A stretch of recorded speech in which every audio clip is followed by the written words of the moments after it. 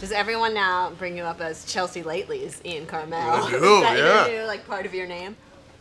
It is. I had to get it changed on my driver's license. So it's really hard to get a weed card. They do, and it's weird. I love working on the show, but it's like very pop culture-y type stuff, you know? So I have to care about the Kardashians now, which is very weird for me. Because, like, I mean, 6 months ago, I was still living in Portland. And, like, there the pop culture was like, you'll never guess what kind of quinoa the Decemberists have been eating. You know? And, like, now I have to have, like, hard opinions about this pop culture stuff. So it's been kind of weird. And I go out and do, like, stand-up. And these people who watch the show up. And then I'm up there telling, like, weird jokes that reference H.P. Lovecraft, where I'm talking about, like, a cheeseburger and stuff like that. So it's been like a learning curve. Eventually they get on board because they're like, okay, this is weird, but, like, I kind of like it. Yeah.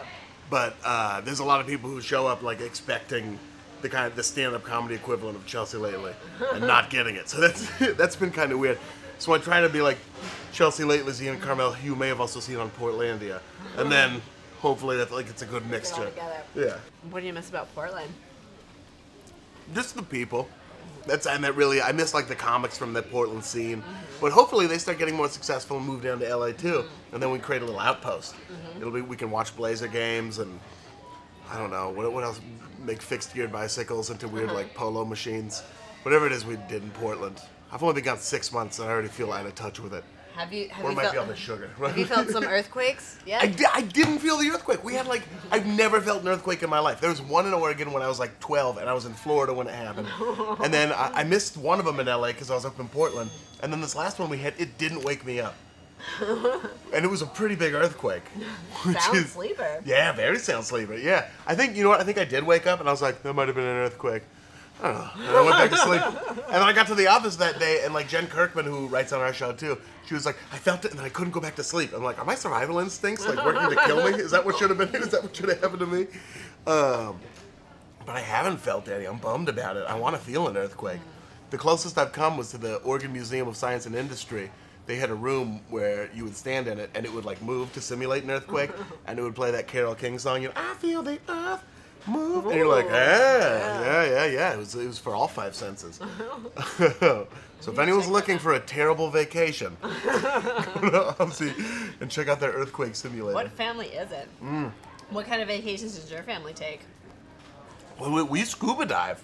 Really? So we would always go, like my whole family scuba dives. That terrifies me. Does it? It's so much fun. It's like flying. You're down there, and there's sharks. Sometimes you'll see sharks, but like they're not interested at all because they're like, you're not food. Look at you. You're like bubbles are coming off, and you got a metal tank on your back. Yeah. So we would always go places we could scuba dive, which very spoiled. Yeah, because we would go to like Hawaii and Mexico. It was amazing. One time with my dad, we were in Mexico. And we took a boat like 5 miles out into the ocean, and there was just this big rock out there, and it was a sea lion colony on it. So like we would scuba dive with the sea lions, and then like when we ran out of air, put our tanks back in and like jumped in and swam with them, and they were like swimming all around. And you're like, oh wait a minute, these are underwater wolves. We should get back in the boat. But yeah, so those were the kind of vacations we would do. Is it true you write your best material while scuba diving? That's 100% true. Yeah, I wrote my Conan set 180 feet underneath the water off the coast of California. You can tell it was really polished. Right? Yeah. There's no room for filler down there because you will run out of air and die. I'm amazing. These aren't melting at all. No. They're like still solid. I love it. It's that vegan power. It's the power of The power of vegan. Self-righteous things don't melt. They stand up. Let's eat our ice cream. Right? Yeah. Let's eat it. That's a wonderful. Should we toast? Ice cream toast? Cheers. Cheers. All right. Thanks for having me. Wait a minute.